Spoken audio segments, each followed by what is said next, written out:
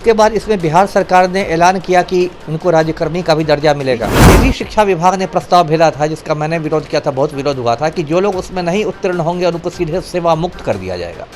लेकिन मैंने उस समय भी कहा था कि कोई विभागीय परीक्षा में यदि कोई उत्तीर्ण नहीं करे तो आप उसको सेवा मुक्त नहीं कर सकते। कल इसको सुप्रीम कोर्ट ने इसको खारिज कर दिया। खारिज का ये मतलब हुआ कि उसको सुनवाई के लिए भी मंजूर नहीं किया, सुनवाई ही हुई ही नहीं।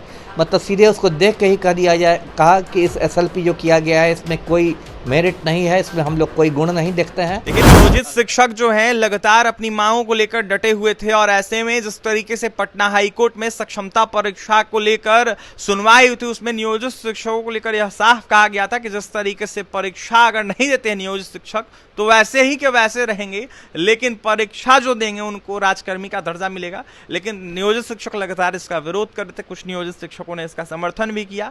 ऐसे में यह मामला जो है सुप्रीम कोर्ट पहुंचा था और जिसकी सुनवाई कल हुई है और सुनवाई में कहीं ना कहीं सीधे जिस तरीके से मामला पहुंचा था उसको डिसमिस्ड कर दिया गया है। हमारे साथ बात करने के लिए बिहार के पूर्व आईपीएस अमिताभ कुमार दास से जुड़ेंगे, बात करेंगे। अमिताभ दास जी, कैसे देख रहे हैं जिस तरीके से मामले को डिसमिस कर दिया गया है? देखिए, पहले मैं नियोजित शिक्षकों का मतलब दर्शकों को बताता हूँ। ये कुछ साल पहले 10-12 साल पहले ये शिक्षक बने थे जो स्थानीय निकायों के तरफ से माध्यम से बनाए गए थे। इनको नियोजित शिक्षक कहा जाता था। उसके बाद इसमें बिहार सरकार ने ऐलान किया कि इनको राज्यकर्मी का भी दर्जा मिलेगा। उसमें से कुछ नियोजित शिक्षक जो थे वो तो जो शिक्षक अभ्यर्थी वाली परीक्षा हुई TRE 1 TRE 2 वो सब में बैठ के वो बाकायदा राज्यकर्मी बन गए उस परीक्षा के थ्रू। बाकी जो बच गए उनके लिए सरकार ने कहा कि हम एक सक्षमता परीक्षा लेंगे और सक्षमता परीक्षा में जो लोग उत्तीर्ण हो जाएंगे उनको राज्यकर्मी का दर्जा मिलेगा। बीच में ये भी शिक्षा विभाग ने प्रस्ताव भेजा था, जिसका मैंने विरोध किया था, बहुत विरोध हुआ था कि जो लोग उसमें नहीं उत्तीर्ण होंगे उनको सीधे सेवा मुक्त कर दिया जाएगा।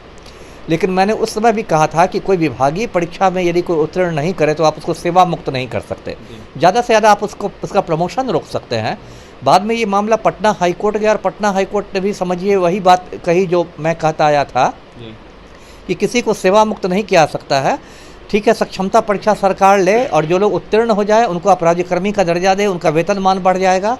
और जो लोग नहीं उत्तीर्ण होते हैं वो जो जैसे का तैसे रहेंगे, नियोजित शिक्षक रहेंगे। तो ये जो पटना हाईकोर्ट का फैसला कुछ महीने पहले आया था, इसको सुप्रीम कोर्ट में चुनौती दी गई थी SLP के माध्यम से, स्पेशल लीव पिटीशन के माध्यम से।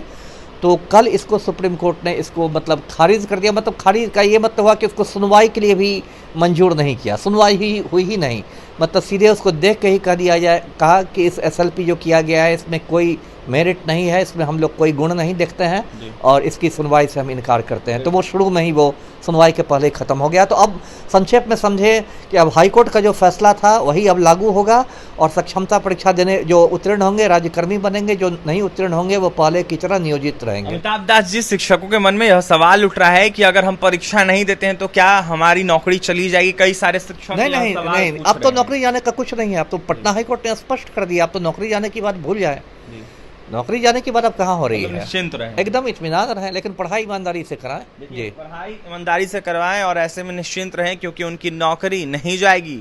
पटना हाईकोर्ट ने जिस तरीके से फैसले सुनाए थे, इसको देखते हुए उसी फैसले पर जिस तरीके से नियोजित शिक्षकों की परीक्षा है वो होगी और ऐसे में जो परीक्षा नहीं देंगे वो जिस तरीके से नियोजित शिक्षक है वो वैसे के वैसे ही रहेंगे। और ये तमाम खबरों के लिए बने रहे हमारे साथ। बहुत बहुत धन्यवाद।